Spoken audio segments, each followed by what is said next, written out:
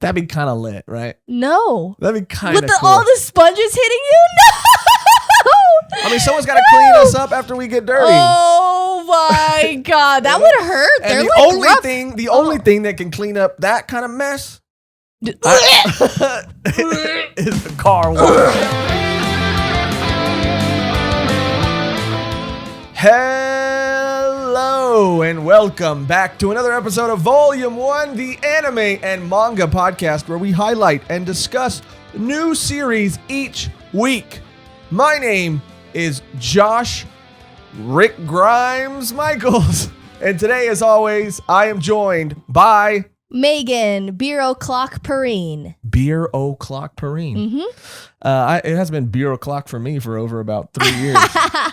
Thank you for tuning in to another episode of Volume 1. Today, we will be discussing Volume 1 of ZOM 100, which, if you are unfamiliar with ZOM 100 and what it is about, Volume 1, Sean, our trusty AI, can you hit us with the synopsis for this series, please?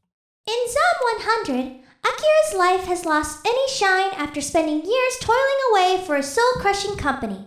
But when a zombie apocalypse ravages his town, it gives him the push he needs to live for himself. Great synopsis. Great synopsis. I feel like she wrote that herself. Right? And definitely didn't get it offline. No. She's all internal AI stuff. AI stuff. I didn't know anything about the series before we read it this week, and you found it through a recommendation, right, Mehgan? Mm-hmm. So take us away and take us, through your journey discovering ZOM 100 and how you came to find it. Yeah, so I think it was on the Mushoku Tensei episode where I was pretty much just saying I'm always like on the lookout for zombie manga and anime. I mentioned like High School of the Dead and how much better it would have been if it wasn't like, panty shots every 5 seconds. Which, I have my own arguments and thoughts on. But. No, I mean, it's a fine. I enjoyed it, but I'm always like on the hunt for like anything zombie stuff because I'm just a sucker. I don't know why.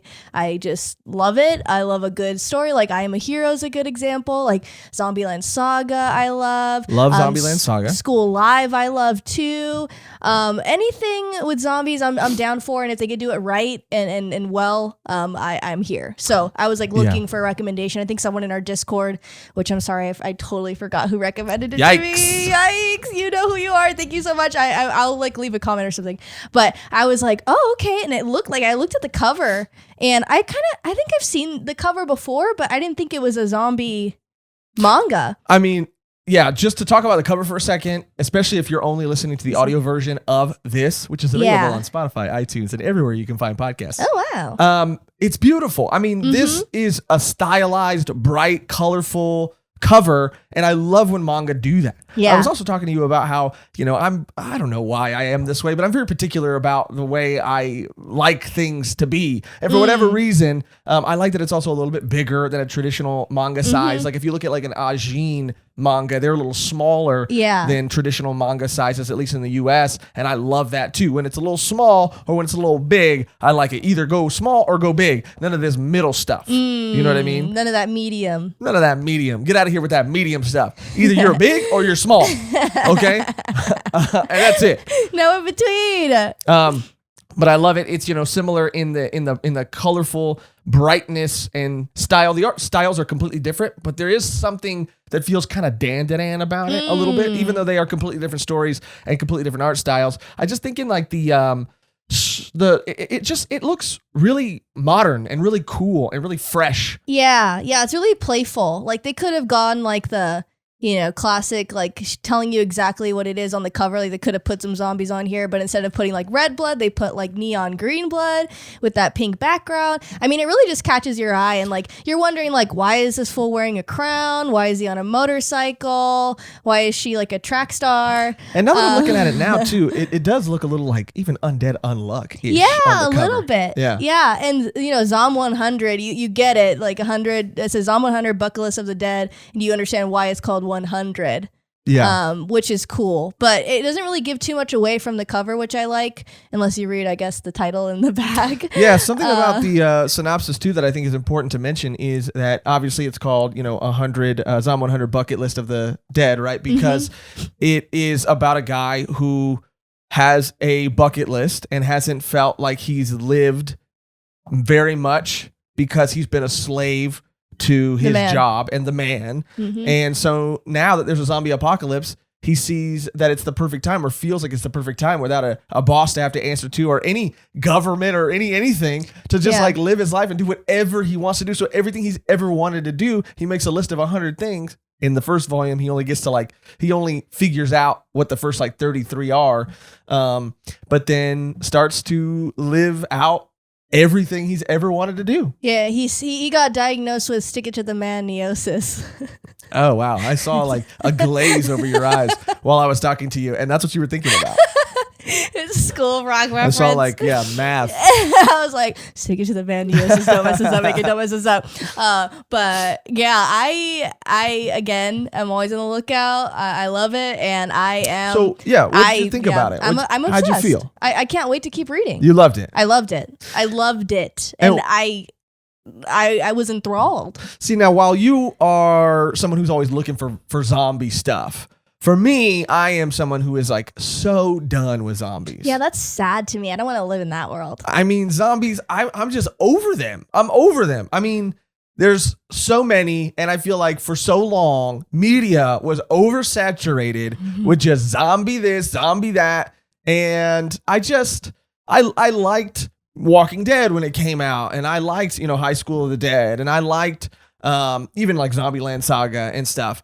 But after a while, and what I like even about Zombieland Saga and movies like Zombieland is that they were different. They were trying to do things different, I guess, than most other zombie stories. But I'm just so over them. I'm just so over them as a villain or a monster. I'm just can we as a culture, can we find another cool, I mean, as someone who loves fantasy and horror, and there's so many other cool monsters. I mean, come on, we can flesh out another.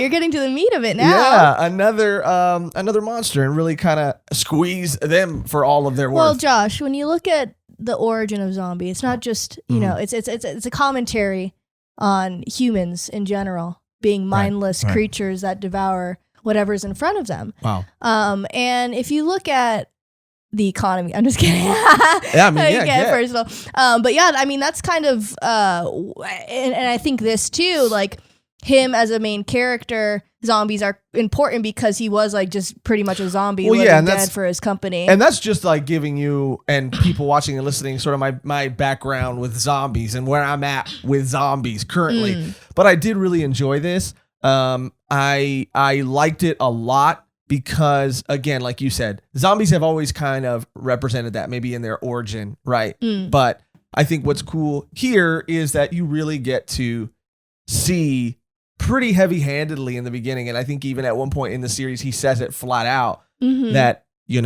that he is a zombie, and that this life is basically he's just living for other people and just kind of walking, stumbling through life day by day. And I do like when a zombie story, I mean, The Walking Dead kind of did it a little bit towards the middle of the show, but how the zombies are there, and sure that you run in with some or whatever, but the main focus isn't really on the zombies, which I like a lot, and how the main character kind of reacts to the whole situation I really love, because usually it is this terror kind of fueled story where you being scared of the zombies is what's fueling the character to do certain motivations. This guy's just taking it with like a grain of salt a little bit. I'm Yeah. sure that'll change over the course of the story, but I really thought that was like refreshing, and I love when stories do that. And it isn't like hold the whole power over the story. The main character does. Yeah, no, I mean, I definitely like that. I like that, you know, and again, in spirit, you can maybe compare it to something like Zombieland, where it is not taking itself too seriously. It's lighthearted. It's not horror. It's not Sweet Home. It's not, you know, it's not The Walking Dead. It's not anything super dark. And it's cool because if there's something I'm super passionate about and will get on top of a soapbox and preach is, you know, fuck the man. You know, and quit your job. Quit your job. I mean, if you know anything about me at all, I mean, I'm always trying to tell everybody to quit their job because He really I feel is. like I really am, because I feel like we live in a time now more than ever where, first of all, and I understand, you know, that for different people, people want different things out of life, and especially, you know, culturally, I feel like, you know, the Mexican side of my family really values education, and maybe not even education so much as just like making a living and working hard and Work ethic. And, you know, I do feel like, you can work hard and you can do whatever you want to do, especially now more than ever. You don't have to go to school if you don't want to go to school. If you want to be anything, especially anything, I mean, really anything, creative, there's so many tools and resources online, and there's YouTube and there's social media, and everything like connects people, and you just gotta have to want it. You just gotta have to want it, and you just gotta have to chase it, and you gotta kind of be like uncompromising about it.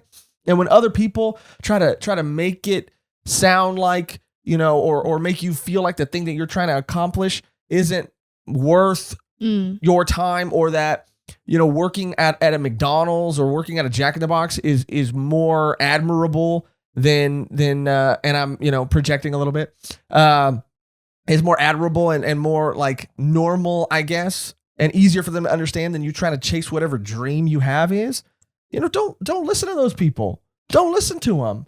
And quit your job. You'll figure it out. The money will return. Your time will not. I mean, that's a great point. I mean, I spent and I think this comes from just having spent so many of my years just, you know, wasting away and feeling like my job became my life. And I mean that in more ways than just being there time-wise, but then your coworkers become your social circle, and then you're at work, and if you're not at work, then you're out somewhere talking about work, and then you're, you know, and it becomes a cycle, and then you look in the mirror and you're like, dang, I'm 32.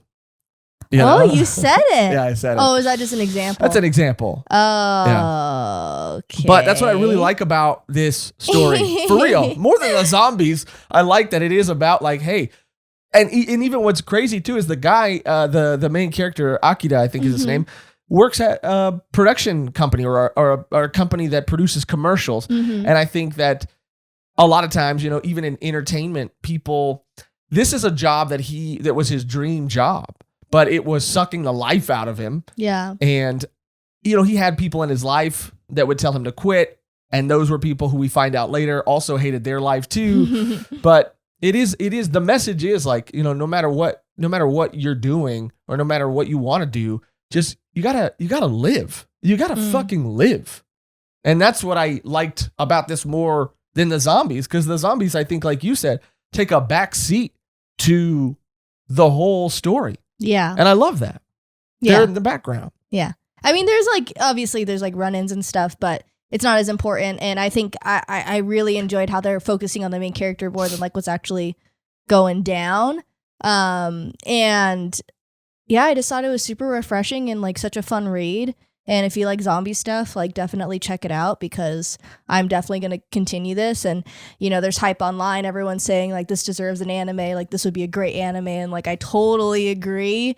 We need a good zombie anime, like another one, even though there's so many. There's not too many, but really good ones. They're far and in between. And there's that recently released on Netflix, I think, that new live action, I think it's a Korean movie, right? Yeah. Like Train to Busan. Like I'm talking about like more like manga and anime. For sure. Because there's a lot. But if you're a zombie lover and you're looking for a new zombie flick. Yeah, I don't know what it's called though. Oh, you forgot what it's called. Yeah, I don't know what it's called. You brought it up. Wow. You don't know what it's called.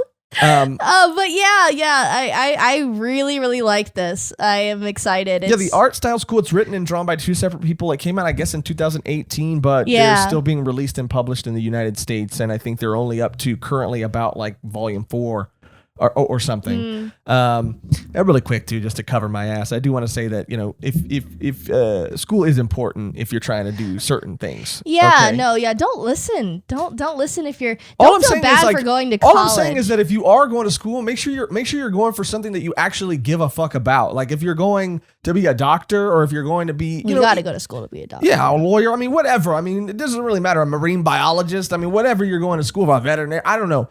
But just make sure it's something that you want to go for. Because I feel like 9 times out of 10, people go and either A, when they get out, they can't afford it. We've all heard that story. You know, they got bills. But, you know, other than that, too, people are going for like their GED and shit. And you ask them, like, why are you going to school? Why are you stressed out? What are you going to school for? And they're like, I don't know. It's like, how are you going 6 days a week and you're stressed out pulling your hair out because you can't turn in your assignments on time because you're trying to juggle this, you know, something else that you do, maybe a hobby, maybe something you want to turn into a job that is a hobby or a source of income that is a hobby, and, you know, life and everything. And it's like, and I ask you what you're doing there and you're like, I don't know, you know? And I just feel like that happens so many times. And it's like, why? I mean, you could just cut that out. You could just cut that out of your life and have more time to do whatever else you want to do. So, I mean, school is cool if you're going for, if you love what you're going to school for, and you know what you're doing or want to do, you know. School is never for me, and I just like, sometimes I want to shake people because I'm so passionate about it, because I feel like you know, again, no one ever really like pushed me, I guess, to like, not that I needed to be, but to you know, I don't know, to just really like say fuck it and follow whatever dream that you want to follow, regardless of what people say. And it's like, if I can do what I've done, then I promise you, anybody watching, anybody listening, I promise you can do it too. Because I am no genius. I am no savant. I am, you know, at times pretty dumb. But if I could do it, and I could do any of the things I've done, you could do it too. Yeah. That's all I'm saying. And just quit your job and don't go to school, because the zombie apocalypse might happen soon. You know, it's so funny. I think about that all the time. I used to think about that all the time. Like, and you know, sometimes I would not even do anything, like important life things, like I would neglect and not do. And I would just say, like, you know what? If the world ended, like not from zombies, but if there was some sort of like apocalypse, I mean, that's a crazy excuse how to turn your homework in. I mean, it wasn't even homework. It was more important than homework. I'm sorry, teacher. But I just don't think this matters, because we're all going to die in 500 years. So. I mean, not even 500, but I'm thinking, like, if something happens during a war or something, and then I wake up tomorrow and half the city's gone, then I'm gonna be like, well, damn, I'm glad I never paid that parking ticket. You know? Yeah, but you are gonna go to jail again for that. Yeah, so for sure. Let's not do that again. I've learned my lesson. I don't know if he has. But whatever. I don't know if he has. I'm just saying, this is it might seem like a tangent, but this is a really big part of Zom 100. Like, this is a huge part of the first volume. And it's the message that is reiterated throughout. And I really liked it. I really connected with it. Although, you know, one of the characters that we meet towards the end of the volume has a dream that was similar to mine. Yeah, I laughed out loud. I was like, what are the odds? This is hilarious. And I just wanted to tell him, the character, I just wanted to grab him and say, you know, just give up. You can give up on that dream. I'll tell everybody else to follow every other dream, but give up on that dream, because it's not what you think it is. Yikes. We'll get to that, though. And we'll get to it. You know, all that said, those are the things I really liked about it. The art style, I really liked. The character designs, I really liked. The format of the physical copy, I really liked. You know, I really, really liked it. I feel like, if I'm being 100% honest, that I feel like you connected with it a lot more than I did. I liked it, and if someone, you know, if the second volume was lying around and I had access to it, I'd read it. Would I go out of my way to go get it and pick it up? There are other series I think I would run to first. But I did really like it, and I want to be very clear about that. I actually enjoyed it a lot. But I just, again, the whole zombie thing, I'm over it. And that's just me personally. Yeah. I'm not over it. I'm on it. You're on it. You're in it. You are one. You eat flesh. You are one. Wow, you're really going to bring that up here? I mean... You're really going to bring that up here? I mean, there was a clip... I thought we passed by that. I thought we're done with that. There was a clip... I thought we were done with that. That was recently released. There was a clip that was recently released on our Volume 1 Highlights channel, which you can also go subscribe to. There will be a link in the description below for that. But there was a clip that Cody made, and he compiled evidence of all the times that you talked about human flesh, and it's on the clip channel. And I'm just saying, I'm not like rehashing it. That just came out a couple days ago as of this recording. No comment. Okay, well, we'll let the people decide. Yeah, I guess. Maybe you're not. Maybe you're not a zombie. Maybe you're like... I'm not a zombie. No, you're like Santa Clarita Diet. You're like an undead. No, she's a zombie. She's a zombie? Why'd you spoil Santa Clarita Diet for me? She's... Watch Santa Clarita Diet too. It's really good. It's funny. But yeah, I really enjoyed this. I'm definitely going to keep reading it. I want to collect all the volumes, and I can't wait for the anime. I would watch the anime. I'd watch the fuck out of the anime. And I would collect the volumes only just because I think they're beautiful and dope. I would collect them because I actually like the source material in them. I mean, I do too. I'm just saying, like, I liked this a lot, but I wasn't like, I have to go get I have to collect all the volumes. I have to read all of this immediately. But I did really like it. I mean, that's a weird thing too, sometimes I feel like, especially being people who review series and talk about series, like I feel like people assume that you don't like something or didn't connect with something if you're saying that you don't want to continue reading it. It's like, I don't want to continue reading it just because I feel like there's so many other things that I want to finish. Mm-hmm. And maybe when I finish those things, maybe I'll come around to series like Zom 100 that I did like. Yeah, it was just like right after I finished the first volume, I was like, oh, where's the second one? Yeah, you wanted it immediately. Yeah, I was like, I needed this now. I need this right now. Yeah, I mean, I was that way about like, I'm looking at our manga shelf over here. I was about like that about like Pluto and Kaiju and, more series. Like I've said Witch Hat like so many times, Atelier. I actually did, after we did our Witch Hat episode, did go run and get the second volume and start reading it because that's like, I mean, that's how, and that's how connected I was to that story. And again, it doesn't mean I didn't like Zom 100. I just didn't feel the need to, the immediacy. I didn't need it to go, get this second volume, Mm-hmm. But I do recommend it, especially if you love zombie stuff. So let's start going through and let's start walking beat by beat through the events of the first volume. We meet our MC, our protagonist, Akira, who is, it starts like a lot of things start too. And this is like another little, like it's a nitpick. And I want to be able to like have nitpicks and little critiques, but also still be very clear that I enjoyed what I read. But it starts like a lot of zombie things start, which is this horrific scene. And then the reveal is that it's a movie or a TV show. Yeah, I was like, oh, okay. Yeah, I figured that. Yeah. Yeah. And it's just like, that's a trope too that I'm also like, okay, if we're going to do zombies, can we at least not do that? Yeah. But he's watching a movie or watching a TV show and he's like eating and you can see bags under his eyes and he's a wreck. He's ruined. He's a ruined man. He's ruined. He's ruined. I know. I was like, oh, we're the same age. That's cool. Oh yeah, 24 years old. Me and him and you are the same age. You admitted your age on the podcast on this episode. So hypothetically a person. Now.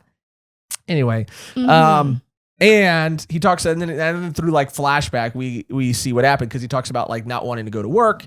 And nobody wants to go to work. And I was like, yeah, no one wants to. I was like, couldn't be that bad. I didn't read the synopsis before I started reading either. So I was just like, yeah, that sounds about right. And then I like look at his place and I was like, oh. Yeah. Gross. Yeah, he's acquired a lot of garbage because and that's the thing too. I think anybody, especially if you have like a minimum wage job and you're just kind of like living paycheck to paycheck, nobody wants to go to work. Nobody wants to go to those jobs. Nobody wants to clock in. Yeah. At a Home Depot. Yeah. But his job ends up being way worse than I think anybody else. Like he has a real good reason to not want to go. Through flashback, we learned that it's that commercial production company. And it's been his dream to work there because he wants to work in entertainment. So he's kind of given all of his time and all of his self to accomplishing that. He gets there. He has like a great first day.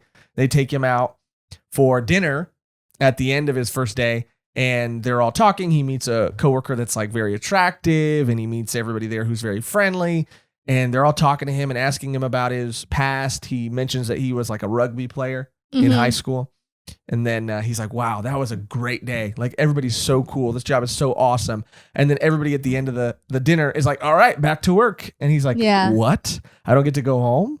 And they're like, oh, no, the day's not over. Like, we work like sometimes, most of the time we work 24/7 over here. Ooh, I cannot imagine. Which is, I think, it unfortunately, that is how like a lot of, I don't want to say a lot, but that is real and exists in the entertainment industry because, they are legally the loophole, I think. And sometimes if you're not careful, people will take advantage of the fact that so many people want this so bad that they can say like, okay, well, yeah, you don't have to, you legally can't work this amount. But, also, if you're not done with this or if this isn't finished, then, we can't do A, B, and C. So I think people want it so bad that they'll like not log their hours and do extra work. Well, it'll just be the case scenario where it's just like, oh, if you don't want to do it, then there's like 5 more people that'll do this. Oh, yeah. So it's always like that threat. Like, oh, if you can't make it, there's like another line of people that are willing to take your job. So then it's like lights that fire, like, damn, I got to step up. Like, damn, I got to be on that level. And I do think not even only in the entertainment industry, it's also like really prevalent in like, Japan, like work companies and like ethics and stuff. Like, it's crazy out there. And he even says, like, in the manga, he says, like, oh, there's way worse companies than mine. I'm like, what? Yeah. Like, I love the commentary, too, like, as he's, like, going through, like, what he does as his job or, like, the benefits of the job. It's, like, all, like, sarcastic. It's, like, the boss is yelling at this girl, and he's like, the boss is so... What does he say? He goes, oh yeah, employees like weep sometimes near him because he's so like he's a great motivator. He's a great motivator. Yeah. And he's just like commentating on everything, like, oh, their salaries are so great, we get paid benefits and blah blah, but we never see them. And it was just like really funny. I love the dialogue in this too. I thought it was really well done. Yeah, it was funny and it was cool and it was sad because that's real. That people are working that hard and that long. I mean, yeah. I could talk more about it, but that'd be a different show. So yeah, he's there. He's a zombie, and he's been working, and he literally calls himself like a zombie in the workforce, and he is there for 3 years. He's there for 3 years, and it kind of sucks the life out of him. There was a truly heartbreaking moment in the first, I would say, well, the first chapter, but in the first couple pages, where he's going out and he's meeting everybody. And he meets that girl. She's beautiful. And he is like mustering up the courage to like talk to her. And he also says that like, you know what? I'm going to prove myself. I'm going to prove that I'm a hard worker. And I'm going to show her what I'm capable of. And she looked like a quiet, like innocent, like, she was very buxom. Let's just say that. Buxom. But, I like that word. Yeah. But she was also like, she also seemed like a really nice person. Yeah. And he's seemed like genuinely interested in pursuing something with her because they were kind of hanging out. But it cuts to like them at the office. And like she's going in there and fucking the boss, dude. Yeah. And the boss looks like the fucking boss from Agretzko, dude. He looks like a fucking pig. Yeah. He looks like a pig. Yeah, it's like, oh yeah, and by the way, she's the CEO's side piece. I was like, oh. And that's what it was too. Like, I think it was more hurtful because you really did, I did believe, at least for a second, like, okay, yeah, maybe this guy's got a shot. Maybe he could do it. And then the fact that it wasn't like she had a boyfriend or she had a husband or she wasn't even fucking like another dude at work. Like she was fucking the gross ass fucking disrespectful fucking sleazy boss. And so that also like, I don't know, that also made me like not like her, because I'm like, damn girl, yeah, I mean, have a little more self-respect. Yeah, she's definitely doing it like get ahead. Get ahead. But you don't got to give head to get ahead. You know what I'm saying? That's a good saying, dude. That's a good saying, and we need that on a shirt. But wise, the words of a wise person right there. Thank you. But yeah, I was so like genuinely heartbroken. Yeah, I was by like, that. damn. I was like, oh my God, because you hear her and the boss, because then you're like, nah, like he's hearing things wrong. He's not hearing, because they're going in the office and they're behind closed doors and he's just hearing things. But then you're like, what else could it really be? I mean, I was still like, it can't be that, just because I didn't want to believe it. Yeah, no, it was definitely that. It was definitely that. We find out it was for sure that later, but yeah, and he's just kind of going through life, and he hates it, rightfully so. He doesn't have time for friends. He doesn't have time for anything. And he wakes up one morning and goes to his like landlord's office or room because he hasn't paid for something like a bike parking spot permit or something. And he opens the door and he sees his landlord, munching. He sees good old Munchlax over there, just munching on freaking human flesh, which I'll bet you freaking love that. Stop! I'm not into this. I'm not a zombie. And you also did say you love zombies. You're like, the way you opened the episode was like, I freaking love zombies. Like, there should be more zombies. Zombies should be like everywhere in everything. I like zombies. I don't want to be a zombie. Okay. Okay, point blank. Okay. But munching away. Going to town on this poor lady. And usually when you say going to town on this poor lady, it you could would mean think it's something else. No, but he's going to town, all you can eat buffet. All you can eat buffet. Can I get a hay?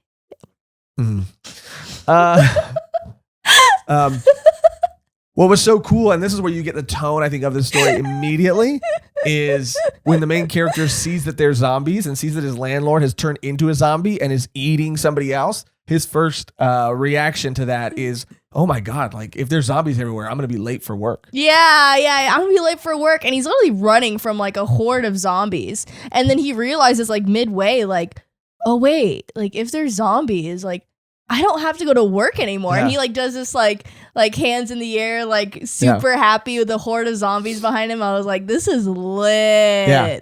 And there's like sparkles and he's just so happy. And then he just goes in his room and he's just like, this is awesome. And that's where you really get the tone for the whole series, because now the world is his oyster. It is his playground and he can do whatever he wants. And he's finally like, I don't have to go to work. Are you kidding me? That would be a highlight. I can do whatever I want. Yeah. It's like it frees him mentally, and he starts to think of all these things that he's never been able to do because of work, and all these things that he wants to do. And he's even like climbing down his apartment building. I love it.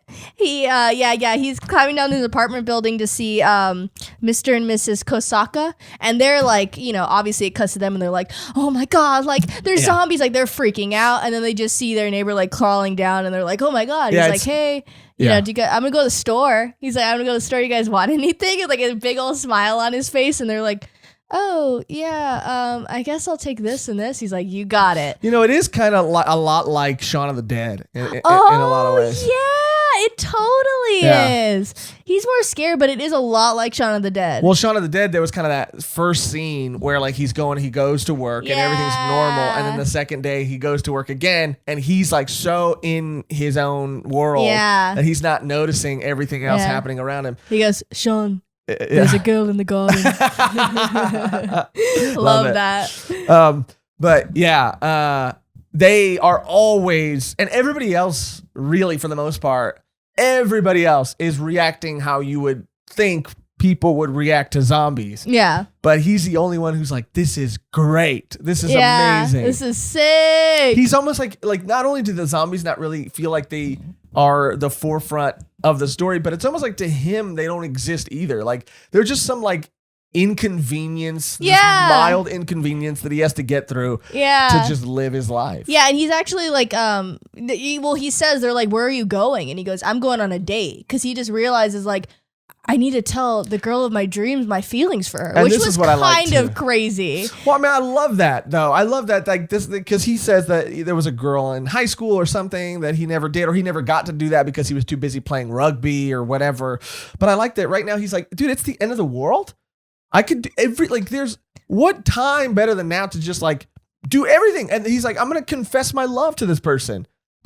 He's like, I've wanted to for so long.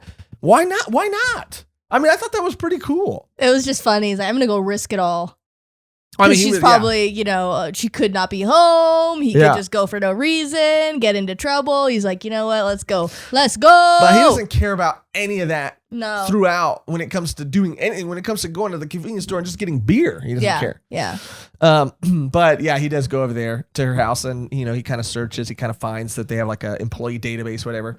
Figures out where she lives, goes over there. Yeah, everything's so funny. He's just like so not even entertaining the zombies. Like he's literally on his computer like, I want to look at the database, and there's like a horde of zombies at the gate where on his roof, and he's just like, yeah, he's like, okay. Yeah, he's like up there like twiddling his like kicking his feet up and stuff. And he's just so like fun. Like his energy is really like, it's really contagious, and it's not like in a way where you have those characters that are just like so positive that it's kind of annoying. It just, you kind of just rooting for him at this point because you're like, you've seen what he's gone through, and you see that there's no point to anything anymore, and you're just like, yes, like do whatever you want. Like I hope the best for you. Like I really wrote down like I hope he's successful at like going to this lady and telling her. Yeah. I did too. And he got there and she didn't answer. So he kind of opens the door to check and make sure she's okay. And the first thing he sees is Grosso. Grosso the boss. Grosso the boss. Grosso the boss. Oh, yeah. Butt ass naked there too. Yeah. And so, you know, they just had a freaking session. You know, they just went to freaking Pound Town in there. Before they died, yeah. And that broke my heart, dude, because I'm like, damn, this girl really was just freaking like, you know, throwing herself at this guy. And maybe, I don't know, maybe, you know, there is maybe for her, there is power in that. Maybe, I don't know. That's for her to say and not for me to say. But I was like, damn, girl, like. She died doing nasty, that. Yeah, you died fucking this nasty old fucking man. Yeah. And it was kind of sad because then it reveals that she's dead too, and she's a zombie too, and it is just kind of like, man, dude, he doesn't even get that. He doesn't even get that. He doesn't even get the girl. But he was proud of himself. I think there was that moment of he's like, well, you know, I came over here, I did it, and I'm not gonna stop. I'm not gonna stop doing whatever I want to do. I'm not gonna have any regrets. I came over here and I did it, and it sucks, but he even writes down later in his bucket list that he wants to find the woman of his dreams. That's one of the things he wants to do. And at least he got to see her boobs. Oh yeah, that's what he says. Yeah. And that's like, I was just like, oh my God. Like, he's like, well, that's it. Goodbye.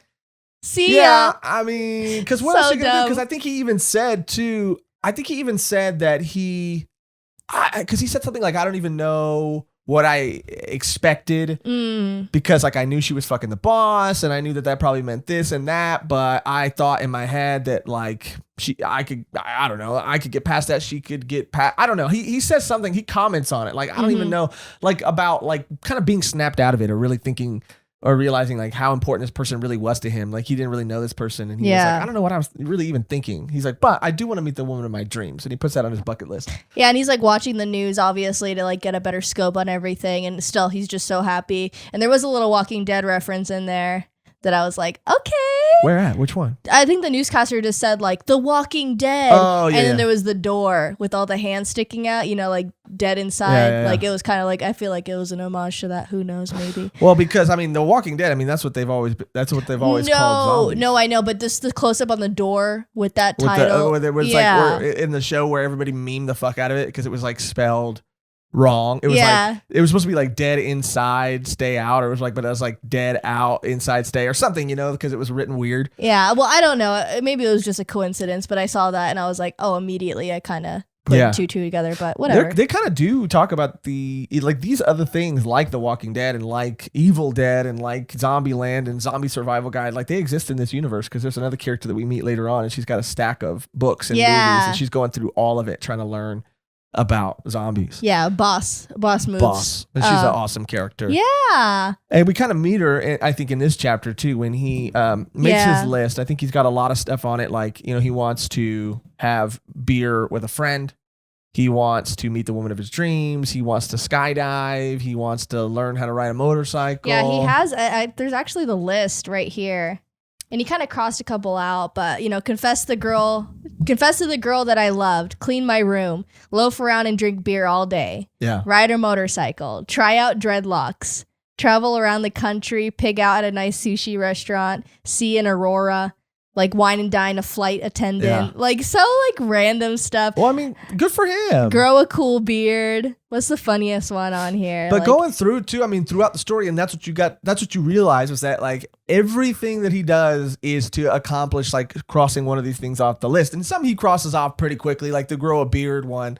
He looks at himself in the mirror and he realizes he can't really grow facial hair. So he tries to like fill it in with marker and he's like, this looks stupid. So he crosses that one off. Yeah, like attempt cosplay, I think is my favorite one. Oh, that was a cool one. Yeah. And what's cool about the dreadlock one too is if you look at like the cover, because I was so in love with the covers, that if you look at the cover for like volume 4 or volume 5, like he has dreadlocks. I saw that. Yeah. That's so cool. Cool. I love it. He finally has time to like clean his room and like pick everything up. All the trash that he, never had time to clean because he was working 24 hours, 24/7. Mm-hmm. And that's the thing too. He's not trying to like barricade it. He's not trying to he's not looking for safety. He just wants to have a clean room. And he's like, I feel like so mentally like free. And I feel just like so at peace. I just want to lounge around and drink beer and just like watch movies all day. Yeah, he's like, I never have had a day off just to get drunk. Like, this is the best. And he's like drinking the beer and he's like, whoever made this needs an award. And he's just so funny and nice. Yeah. And then he realizes he only has one. And that's like not the only thing. He doesn't have like any food either. He's just like, oh, I need beer. Damn. And that's kind of like brought up later. But he goes down again. And I love this like transition every time the neighbors are introduced where they're like freaking out and like, oh my God, we're gonna die, like there's no more hope. And then he comes down and is just like, hey guys, do you need anything? Like kind of snaps them out of it. And they're like, oh yeah, we'll take this magazine, women's magazines, like the crazier the better. And he's like, you got it. And then he goes on his bike, which is like crazy because they are pretty fast zombies, so him dodging them is kind of insane. I just think he's like seeing everything through like colored lenses now. He doesn't even care about anything. Yeah, he's else. got energy. Yeah, he's got life. energy for days. And he goes to a convenience store, and that's when we meet what's her name? I wrote it down. She's another Shizuka Mikazuki. She's a tsundere for sure. Oh yeah. If there ever was one. Yeah, for sure. But yeah, if there ever was one. If there ever was one. he meets her in the convenience store, because he's looking for beer, but she's getting like important water stuff, necessities, essentials. Yeah, she's getting, and she's dressed in like workout gear, and she's like pounding a water, and you could tell she's like a survivor. Yeah, and he's there, and he's like, "Dang, this is a cute girl." I mean, he's acting like there isn't an apocalypse, which I love. I love it. And so he's like, he tries to hit on her, and like I would say, I mean, I don't know how much smoother he could have been about it. Like he goes up to her and he's like, it is the apocalypse, and since we like are meeting here, and this is like we're kind of the only people in this store right now, it's kind of weird. Like we should just exchange like contact information, like maybe. I mean, it was just like a smart thing to do in general. Like if you see a survivor, like just to. I mean, I don't think he was doing it to survive. No, I don't think he was either. Yeah. But. That would be like, oh yeah, I guess. I mean, you're not like asking me to come back to your place with you or anything like that, Well, I mean, even when you're in the apocalypse, though, I mean that you could, say like, oh yeah, my place is more like fortified. The pickup lines of the apocalypse. The pickup lines of the apocalypse. Yeah, that would be like, hey, well, girl, why don't you come back to my place? Because I got I got rations, I got water, I got locks. Yeah, hey girl, come back to my place. My floor is the only one left with running water. That's a good one. That was good, huh? Hey girl, you like freaking beans, baby? Because I got a Costco truck full of beans at my place if you want to come over and maybe eat out of the can. Yeah, not to brag, but I got a generator with like 2 more bars on it if you want to come by. So Yeah, a generator, yeah, but fucking, he doesn't have gas to turn it on. You come over to my place, I turned a gas station into a fuck palace. Oh, we're both hitting on her. This is a battle. Yeah, I thought we were battle. just doing like lines. No, you made it into a battle. I turned it. Okay. But anyway, she's cool. Fuck palace. Yeah, I turned the Chevron into a fuck palace. So if you want to come over, oh, Chevron. yeah, we could do it in the car wash. In the drive-through car wash. That'd be kind of lit, right? No. That'd be kind of with cool. all the sponges hitting you. No. I mean, someone's got to clean us up after we get dirty. Oh my god, that would hurt. And They're the like only rough. only thing that can clean up that kind of mess is a car wash. Okay, not a shower, not a bath, a freaking car wash. Yeah, well, what if there's no water at the car wash? Well, then I guess we're just gonna be hand wash. I guess we're gonna be just rolling around in our field, getting slapped by damp fucking Yeah.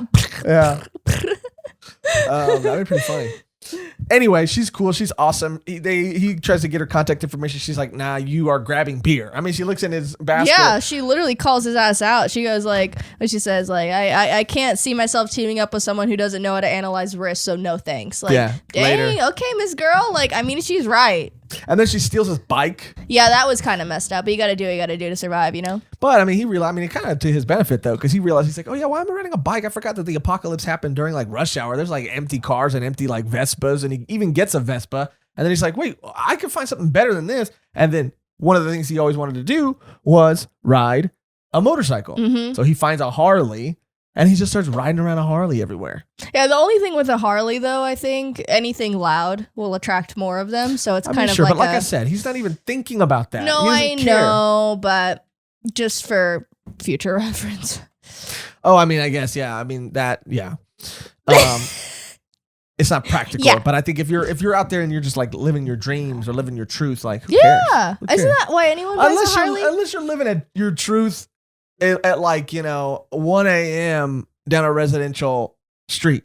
Maybe don't live your truth at like, 1 o'clock in the morning down a residential street. If that's their main, like, if that's their main transportation, then like they have to do that. They don't have to do that. They could walk or they could do something else. Oh, okay. Because I'm trying to freaking sleep. Let's be real. I'm not sleeping until 4 a.m. anyway, but I just don't want to hear it. Yeah. Annoying. Yeah, a little bit.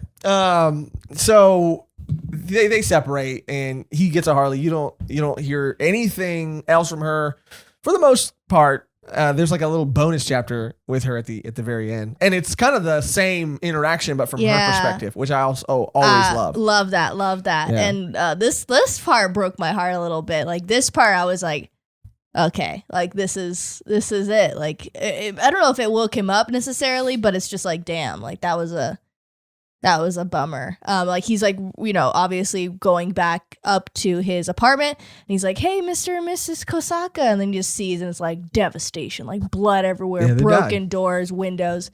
And it was just like, damn, like they were just people. I mean, yeah, they died. They did. And it was sad. Like it just made me so like, damn, like, it's kind of like when you have survivors and then like slowly they start like getting picked off, you're like, then you feel like really alone. And he was like, that's when he decides to write the list. I think that's when he decides to make the list. Yeah, because he's like, what am I going to do before I turn into a zombie? Like, because you don't just die, you turn into a zombie unless you get like shot by someone else. And he realizes, I think to the whole like wake him up point, I think he did see like, oh, okay, yeah, like there's a timer on this. And like life is short and things can happen at any moment. You can die at any moment, always. Zombie apocalypse or no zombie apocalypse. So I need to like make this list and I need to start doing this shit now. Mm-hmm. And one of the things that he does is, he wants to drink with his best friend. And he remembers that he had a friend. He hasn't seen many of his friends. He also realizes that his like cell phone is working for some reason. Yeah. He's like, I got bars and like whatever. And it was like a cool thing too. Like he realized, like you were about to say, I think like he didn't get to spend time with his friends because he was always working and like sacrifice that time with them to be on the clock. But it was cool because now that he's got cell service and now that he's got time, he's like hitting up all his friends like, hey, long time no so chat. They're like, not probably dead. What are you doing? Yeah. Like, you up? Yeah. And everybody's like, no you one's up, responding. Bro? I thought it was also so like heartbreaking when he's like, what I really want to do, and he's writing the list, and he goes like, I'll go home and spend time with my parents. And I was like, they're probably dead. I mean, we'll see. You never know. Maybe they live in a remote location or something. He lives in like the city or close to the city. Yeah. So then he calls one of his friends, and he has this like memory or flashback of one of his friends that was like really living the high life. And they went out for drinks before the events, the zombie apocalypse. And they're having a conversation about like work. And his friend is saying like, oh yeah, I'm fucking this model. We flew to Paris. Like I met this celebrity. Like I did this, I did that. And meanwhile, our main character, Aki, is like saying like, yeah, I'm there, 24/7. Like I'm doing this and doing that. And his friend's like, you got to quit, man. Like you got to quit that job. Like blah, blah, blah, blah, blah. And he's like, yeah, dude, I mean, I guess, but like, you're not giving me real advice, man. Like it's not as easy for me as it is for you. Like I need to talk to like someone who gives good advice and doesn't just say I should do this irrational kind of like thing, impulsive thing. And it kind of just like he kind of feels bad about that because he realizes like I should have, like he was right, like that guy was right. And he calls him and this guy answers. And this was a funny introduction to this character too. Yeah, that was great. He was like a player. He was like a guy that, always wanted, either he was really popular with the women or wanted to be and sought out women. But either way, a little bit of a hound dog, a little bit of a horn dog. Corn dog, if you will. If you won't, corn dog. Corn dog. Yeah. But we see him and he's like in a hotel room and there's a zombie like chained up to the wall because right before the apocalypse, I mean, he was doing some freaky shit. He was doing some BDSM stuff. Yeah, he's like, thank God my drunk ass picked the BDSM room. Because he's like sticking, like looking at the inventory and stuff like, oh, only water for 3 days or whatever. And it was just so funny. Yeah. And you see the zombie, like, and there's like gag balls and handcuffs everywhere. And the zombie's just up there and he's just like in the room with it, like, damn, I can't get out of here. Because there's more inside. And, he calls, Akira calls him, tells him where he's at. And they, so share funny. Their location. He's like, just share your location. I'll come pick you up. He's like, don't come over here. You're gonna die. Just leave me. And he's like, no, just tell me. I'm like, this guy's so badass and not even trying to be. And that's to the point, that everybody else is acting like the stakes are real, and he's the only one that's like, no, this is fucking lit. Let's go. So he does show up, and he uses like, I think he sets off like a car horn. I mean, he does use a little bit. I mean, this was the most probably like if you're into like zombie survival, this was maybe the most that happened in the first volume. I think the way I read it, it was kind of hard to tell, but I think he like turned a car alarm on or something. And then so all the zombies started walking towards the car, and then he like hid in a fountain. And then when they all walked away, he like came up from the fountain and like ran upstairs to grab his friend. And they're talking, and they go up to the roof because he loudly confesses like, I'm so sorry. You were right. I should have quit my job. And he's like, there's something I should tell you. And right when he says that, more zombies come. They have to go to the roof, and the only way to get across is to jump from one building to the other, right? And it's so funny because are you turning into a zombie right now? I'm dying. You're turning into a zombie. Oh God! You're infected. It's happening. You're infected. Oh shit! Imagine. That'd be awful. That'd be terrifying. So right when they're on top of the roof and they realize that they have to jump from one building to the other to survive, to keep going, his friend's like, I gotta tell you the truth, which is that I am a fraud, not a fraud, but like, I had a nice car, a beautiful girlfriend. Like, that's kind of what I like too, is that the friend wasn't lying. Yeah. What I really liked about this character and his reveal was that everything that he said he was doing, because he works for this like real estate company, everything he said he was doing, he was actually doing. Yeah. But what I loved is he said like, I was so empty, dude. He's like, I had money. I had, this beautiful girl. I had this great job. I had all these things. And he's like, I hated every day of it because I was scamming people, into signing these like shitty contracts that I knew were going to be bad for them down the road. And he's like, all I've ever wanted to do is make people happy. And he goes, and that's the other thing too about the main character. And they keep talking about him being a rugby player. it comes in handy when he needs to like ward off zombies. Like he straight up like tackles a zombie. I think the boss earlier on. Yeah, that was lit. And it's like a him, and then also him as a kid, like being like, "Yeah, go Akira," and it was just I love that. But his friend, that's where he met him from playing rugby, and and he just like it's like locker room shit. He's like has a flashback of him holding like a trophy, and he's like naked, and Akira and all the other guys are like laughing. And he's like, that's all I've ever wanted to do. I never wanted to be a real estate agent. I just always wanted to make people laugh. And then he has this like full page panel confession where he's like, I always wanted to be a stand-up comedian. I was like, oh my God. And I was like, great, dude. Get in line, brother. So funny. I was like, how is this so relatable? It made me mad. It made me furious.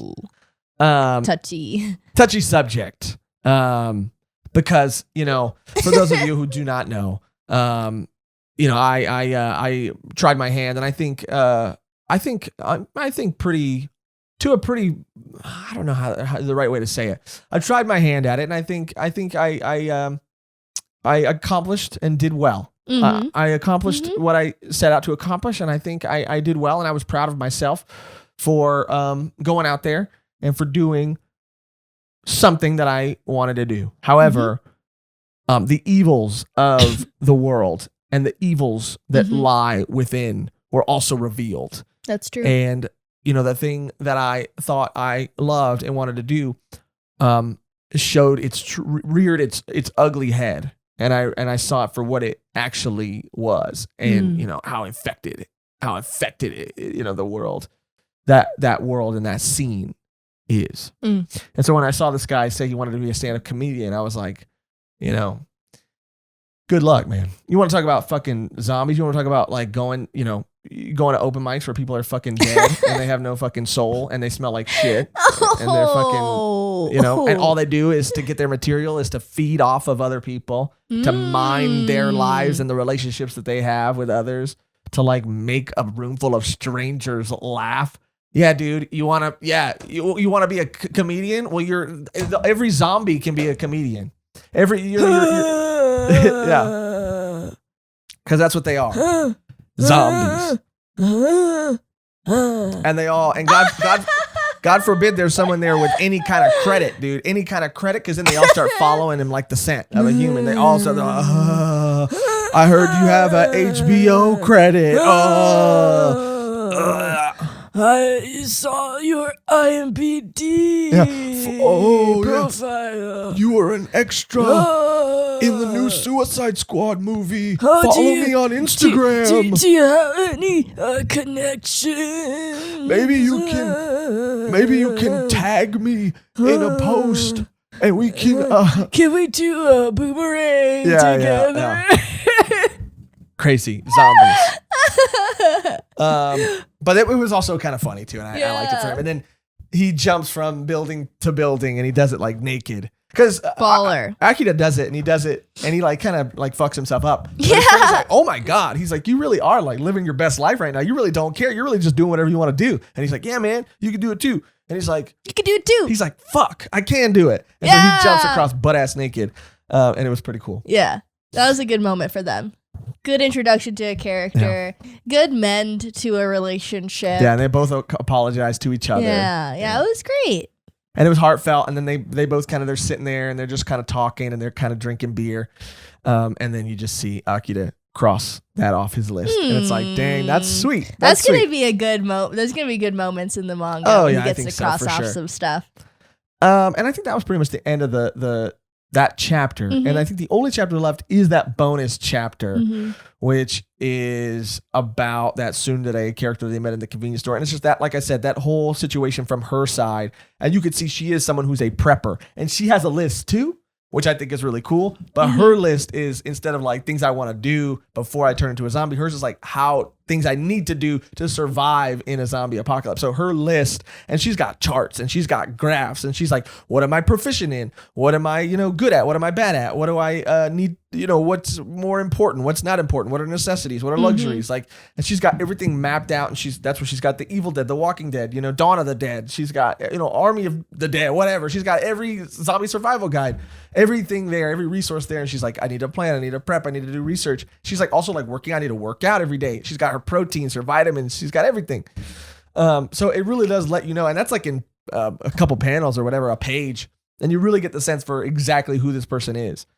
And then she goes to the store, meets him, and she says the same thing she says to him, that, she doesn't want to, surround herself around people who like don't have that risk. Don't take it. I mean, just take anything seriously, because she doesn't want to like put her own life on the line for someone who isn't a survivor or like doesn't want to be, I guess. Yeah, but then as she's like riding away, like we realized that she kind of had another thought after that, which was like, but like I forget exactly what she said, but she's like, maybe, but that guy did look like he was like having a lot of fun. Yeah, he looked like he had a lot of fun. And before he came into the store, she was looking at this like mochi. That was a really cool part. And she was like, oh, maybe, she's looking at it like you could tell she wants it, and then she leaves without it. But then she is like, he looked like he's having a lot of fun, like, looking at the beer in his hand, like, obviously it was a necessity, but maybe she should like, cut loose every once in a while, because it shows like her sugar intake isn't supposed to be high. Yeah. So she like left it, but I mean, like, fuck it. No, I really loved her character and that little extra chapter, because it really did flesh her out and really make her, more real. And I really got a really great sense for who she was. Yeah, because if it didn't add that, then it would have just been this mystery girl that you see again in the story. But now that you know more about her, you're like kind of like, know her, and you're like, oh, I want to see her again. I want to see more of her. Yeah, so I think that this is great for, the character development in just one volume. Like really sets it up for me. Like I know who they are. I know what they're going to do, or not what they're going to do, but like how they would go about maybe in the next volume, like doing certain things, like especially the main character. I don't know if he'll become more jaded or anything, but it's just a lot of fun. I had a great time. Yeah. I mean, again, I really liked it. That's so at that last chapter was where the volume ended. Yeah. And I had a lot of fun. Even as someone who isn't, like I said, like really into zombies or really cares about zombies, and it has become sort of desensitized, jaded, a little over them as a monster. I really as a monster. I really liked it. I really had a lot of fun. It was something different. It was something. And that sort of genre, I feel like the zombie genre, they really have done everything. I mean, they've tried to make the comedy version, they've tried to make the horror version, they've tried to make the fast, the slow, the what happens after the initial, let's go pre and post and civilization. I mean, they really have kind of told a story about everything when it comes to zombies, or it feels like it. But this felt fresh, this felt new. Yes, it did feel like other things, but still at the same time felt like its own thing. Like Shaun of the Dead, sure, Zombieland, sure, but it also did feel unique. Yeah. And as someone who doesn't love zombies as much as I used to, it was still a really cool story, because the zombies did kind of take a back seat. And it was about this character and the message. And the message was, live your freaking life. And there doesn't need to be a zombie apocalypse for you to live your freaking life. Live your truth. Yes. Live your freaking truth. But that's kind of, how I feel, in terms of like, whether I'll keep reading or not. Like I said, I would, like, if it was there, I would definitely read it. To go out of my way and to go pick it up and to read it, maybe not so much, but it doesn't mean I don't highly recommend it. And it doesn't mean that I don't think that if you love zombie movies that you won't love this, because you will. If you love zombie movies, zombie books, zombie manga, zombie anime, I think you'll really like this series a lot. But Mehgan, your final thoughts. I mean, nothing that I haven't said before in this episode. I really liked it. I'm definitely going to keep reading. I want to keep collecting just because of how awesome the covers look. And also, like, I was just, like, really surprised how much I like this. I knew I would like it just because it was zombie related, but like I am so excited to see where the main character goes and like who he meets along the way, because I've seen a couple characters that are like really interesting looking. But overall, like the art's really good. The dialogue is super funny and relatable, and I love it. I'm obsessed. It's probably like one of my new favorite series, to be honest. Yeah, crazy. I had a great time. I really liked it. I know you really, I know you really connected with it. Yeah. And, to each his own, obviously, but if you like anything zombie, obviously check it out. Yeah, and I, again, am not opposed to continuing and reading more, especially because of those beautiful physical copies and covers. But I think that's going to do it for our Volume 1 review of Zom 100. Woo! Thank you so much for listening and watching another episode, but we are not done yet. We have to get to our other segment, our next segment, the Oneers Circle, which is the segment of our show where our AI that you heard in the beginning of this episode, Volume 1 Chun, she goes through old videos. She finds comments that you've left and she reads them aloud to us for us to respond to. So if you'd like to get your comment read by Volume 1 Chun and for us to respond to it on the podcast, all you got to do is comment on this video or any of our previous videos. But with all that said, Volume 1 Chun, can you hit us with the first comment, please? This one comes from Tyree Weston. Tyree, love Tyree. Now I understand why Megan's hands are so sweaty. Love Tyree. Now you understand. So for those of you who don't know, Tyree is someone in our community that we recently had on a live stream, or I recently had on a live stream.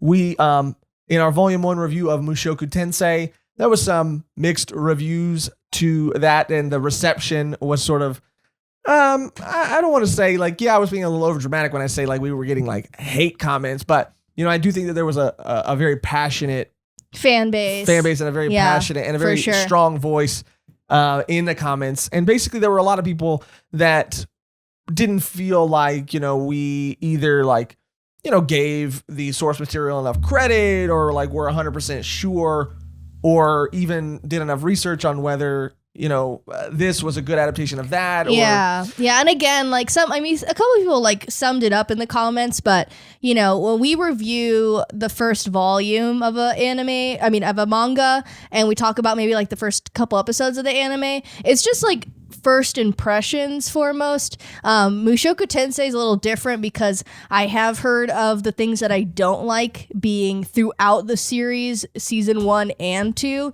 So that's kind of where I'm like, okay, this is my one issue with it. I mean, obviously I don't really like isekai, but this is my one issue with it. So it's like, if I know this is going to be just it, like I wouldn't continue watching it. That was just me personally. But in general, like, unless we do a full series review, we're talking about first impressions, will we continue reading it, and you know, what we think, if it grabbed us or not. That's pretty much it. So when people were saying you didn't give it, you know, enough credit, or didn't really necessarily read the, you know, light novel or watch the whole anime, it's like, well, yeah, because we're not doing that. Yeah, I mean, you know, we're just trying to bring you a new series every week that you can discover if you haven't heard of it already, and find out if it's something that is for you or maybe not for you. But yeah, he came on because, again, it was a lot of also just like the protagonist and the MC, and, you know, things that are, you know, sussy in isekai, but more so in this series. And we kind of went back and forth, and a lot of people in the comments were pretty vocal about that as well, about either being too harsh on that, or that it was like these like this sussy behavior was like important to this character's growth, and it was like it was a whole back and forth. And so Tyree in our Discord actually made a video response to our video, watched it. It was great. He was articulate, he was eloquent, he was amazing.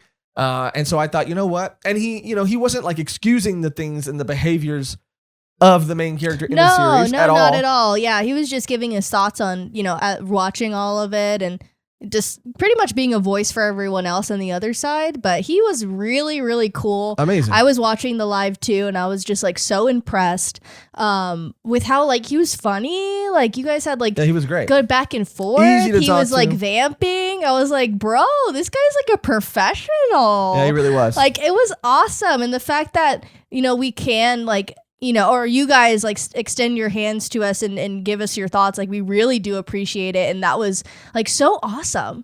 Yeah, it was amazing to get to talk to him and to get to like hear his side of the story. Like I said, he wasn't making any excuses, but he was saying like, I just think that these are things that you should know. And it just kind of feels like maybe this is something you weren't aware of. Yeah. And I just want to kind of bring these things to your attention so that you can like understand it fairly. So there was a live stream where I talked to him and we went through some of the other comments that were left on the video and we just gave everybody a voice, everybody a fair shot. Like we wanted everybody to feel heard.